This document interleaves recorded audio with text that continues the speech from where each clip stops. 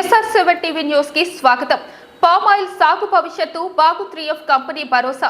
తిరుపతి జిల్లా పిచ్చాటూరు మండలంలో palm oil సాగుపై అవగాహన కల్పించేందుకు నిర్వహించిన రైతుల అవగాహన సదస్సు విశేషంగా మంగళవారం జరిగింది. ఈ సదస్సుకు కంపెనీ CEO ఆశిష్ గోయంకా, ఆ సంస్థ హెడ్ కిలారి శ్రీనివాస్, GM విజయ్ ప్రసాద్ మరియు జోనల్ హెడ్ వెంకట మురళి హాజరయ్యారు. ఈ సదస్సులో భాగంగా ఆ సంస్థ CEO మాట్లాడుతూ, ఇది మొదటిసారి అయినప్పటికీ ఆ ప్రాంతంలో రైతులు పంటలను చాలా బాగా సాగు చేస్తున్నారని ఆ కంపెనీ అధినేత కొనియాడారు. ఇలాగే సాగు విస్తరణ పెరిగినట్లయితే వారు రాబోయే కాలం నాటి ప్రణాళికలన్నీ జరుగుతాయని వారు తెలిపారు.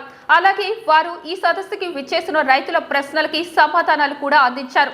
వాటిలో ముఖ్యమైనది పంట కాపుకు వచ్చాక ఇది కొనుగోలు చేయడానికి హామీ కాని ఫ్యాక్టరీ లాంటివి కావాలని అడగగా, దానికి వారు ఇది ఆత్మ నిర్భర్ ప్రతిపాదన పామ్ NMEO OP అనే పథకం కింద పామ్ ఆయిల్ సాగు ప్రభుత్వం ప్రవేశపెట్టిందని, రైతుల్లో ప్రోత్సాహానికి ఈ పంట విస్తరణలో భాగంగా చిత్తూరు, తిరుపతి జిల్లాల్లో కొత్త మండలాలను ప్రవేశపెట్టారు అని, విస్తరణ పెరగడం ద్వారా పంట కాపు పెరిగి దిగుమతి బిల్లు తగ్గి నికర ఆదాయం కలుగుతుందని వారు తెలియపరిచారు.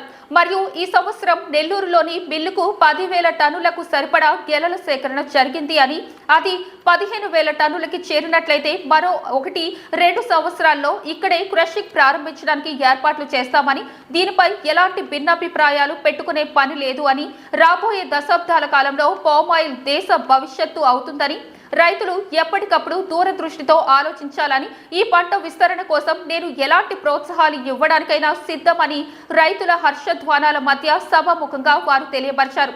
అలాగే ఇకపై రైతులకు రాయితీపై ఎరువులు ఇచ్చే సదుపాయం కూడా కల్పిస్తానని, ఇది ప్రభుత్వం జోలికి తీసుకువెళ్తా అని వారు తెలిపారు.